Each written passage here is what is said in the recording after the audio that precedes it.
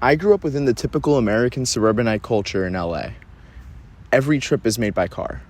Going to school, the park, the store, to see friends. Everything. In reality, with a few exceptions, all Americans share this lifestyle. Life is lived through isolated pods, detached from the outside world. Walking isn't for travel, but for exercise, and even when you do walk, no one is out. And you can walk for an hour and hardly have reached anywhere of note. Nothing is interesting. Everything is something to park next to and walk in, and then drive away. And the only exception is likely the mall, where everything is marble white, branded, and grows stale after a few visits. People don't know their neighbors, people don't know their community, people don't know their city or their country. They don't know who lives amongst them and what they're like, and they would never dare to learn.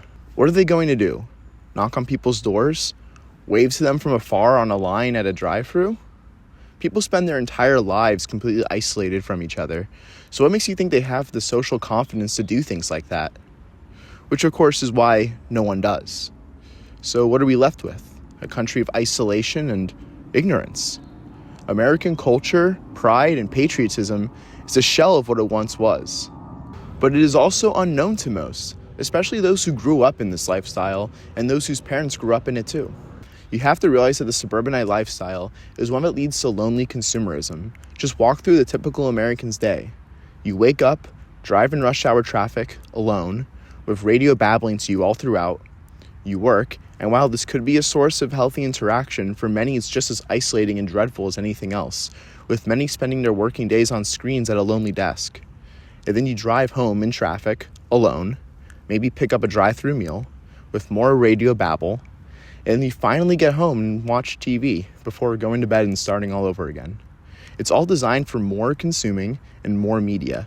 To do anything else, you have to go back in your car and park somewhere.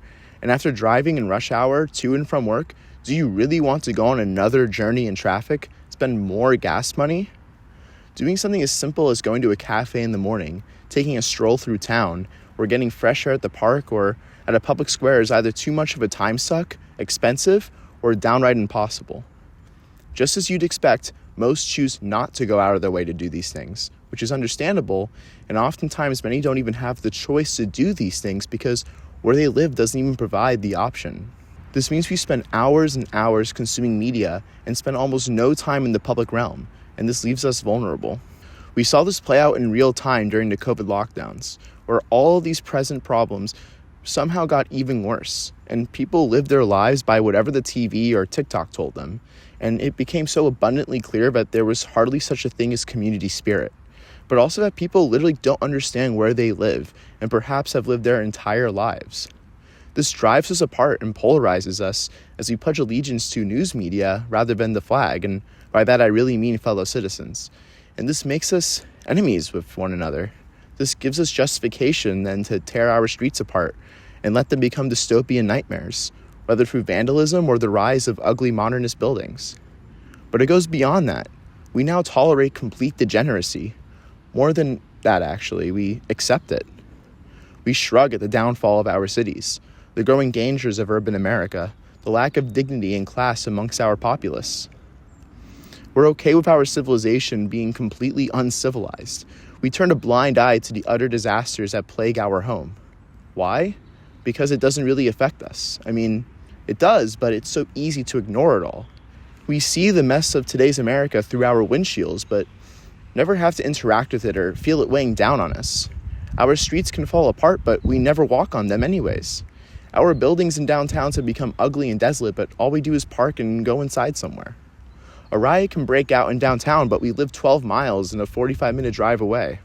And you probably would never have known that anything had happened if it wasn't on the news or if someone didn't post it online. The American public are currently in shock to see that such a large proportion of this country is willing to come out in support of Hamas terrorism. They thought it was only a small fraction that felt this way, but no, it's far greater than that. And this is precisely emblematic of our isolationist car-centric culture. We didn't know so many people felt this way because we didn't even know these people existed. We never see them, just like how we never see anyone. Car-centric culture keeps people in the shadows until they've earned enough attention from the media for them to be known. Out here in London, where I currently am, where there's primarily pedestrian culture, when 50,000 plus people came out for the same cause, there was no shock. maybe by some journalists online who don't live here, but even in just the 4 weeks of living a pedestrianized lifestyle in London rather than a motorist one, I came to expect what we saw, not be surprised by it. And it's abundantly clear the value in that speaks for itself. Americans, we don't know our country. We don't care about our country. If we did, we wouldn't be so shocked by what is so commonplace amongst our society. If we did, we wouldn't be so separated from all those around us. If we did, we wouldn't have to let our cities rot into dystopian hellholes. If we did, we wouldn't have let everything become so ugly. If we did, it wouldn't be so divisive to say that we should do something about this, whether you're talking about law enforcement, the border, drugs, public transit, car laws, education, and even architecture. We all need to wake up to the trap our car-centric lifestyle has put us in. Is it a coincidence that when suburban living and car centricity came to define American life in the 50s is also when society has slowly started to degrade into what we see today? The breakdown of the family, secularization, over-sexualization, the rise of depression and anxiety, chronic obesity, hyper-individualism, constant consumerism, drug use, the rise of thug culture, the list goes on and on. And while you can point to other factors such as modern technology or hyperinflation as to why these things have all happened, somehow these problems are far worse in America than in other countries which have experienced many of these same things. Why? Because America in the last 60 years is the place more than any other that has built an urban landscape and lifestyle that is obnoxiously car-centric and devoid of culture, community, and beauty, and keeps everyone operating within their own bubble. Only in America can you live your whole life in the same place and be completely ignorant to what is happening around you. And it's one of the only places where even if you do see it, it can easily be avoided and never dealt with. You can simply just drive by. Some of you might hear that and say, well, thank God I can just drive by, and use that as a means to continue to not care. But that's weak.